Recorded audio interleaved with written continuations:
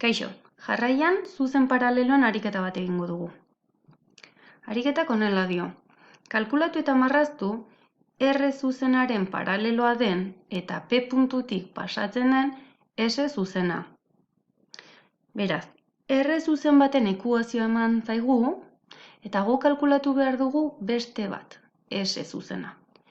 Eta S honek izan behar du R-erekiko paraleloa eta P puntutik pasatu behar da. Beraz, lehenik eta behin R marraztuko dugu, eman digutena. Horretarako R-ren ekuazio esplizitua behar dugu. Beraz, eman zaigun ekuazioa hartu eta I bakandu, I bakarrik utzi. Eta hemen lortu dugu ekuazio esplizitua. Behin ekuazio esplizitua edukita, I-xari bi balio emango dizkiogu eta I kalkulatuko dugu. Izan ere, zuzen bat marrazteko nahikoa da bi puntu izatea. Beraz, nik eman dizkiot I-xari 0 eta 2 balioak. I-xa 0 denean, ordezkatu, eta I bat dela lortu dut.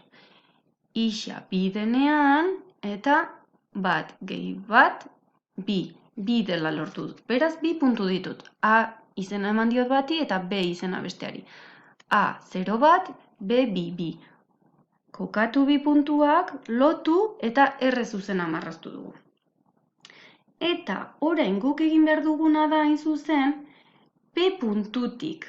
P da 5 minus bat. Beraz, marraztu 5 minus bat lekuan P puntua. Eta P puntuan R-erekiko paraleloa den zuzena marraztu behar dugu. Beraz, erregela R zuzenean kokatuta eta inklinazio aldatu gabe mugituko bagenu, R zuzena marraztea lortuko genuke. Guk R zuzen gorri honen ekuazioa nahi dugu. Hori da ariketa. Horretarako zer egingo dugu? R eman zaigun zuzen horren ekuazio esplizitua dugu. Eta hortik malda bat biren dela ondorioztatzen da. S-ek R-erekiko paraleloa izan behar baldin badu, matematikoki horrela ere idatzi daiteke, R S-erekiko paraleloa izan behar bada, biek malda berdina izan behar dute, biek inklinazio bera izan behar dute. Hori da baldintza. Honen bestez, S-ren maldak bat biren izan behar du, R-ren malda berbera. Beraz, S zuzena definitzeko puntu bat badugu, ariketak eman digu P puntua. 5 minus bat. Eta maldak izan behar du bat biren. Beraz, puntu malda ekuazioa idatziko bagenu, puntu honekin eta maldarekin, honako hau genuke S-ren puntu malda ekuazioa. Garatu, parentesiak kendu, eragiketak egin, eta lortu dugu S zuzenaren ekuazio esplizitua.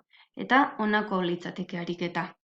Orain, zehatzago marraztu nahi bagenu, aurrez erregelarekin gutxi gora bera egin duguna, orain honi ekuazio honetan eman ahalko litzaizkioke I-xari zenbait balio eta ziurtatu aurrez marraztu duguna benetan ongi dagoela.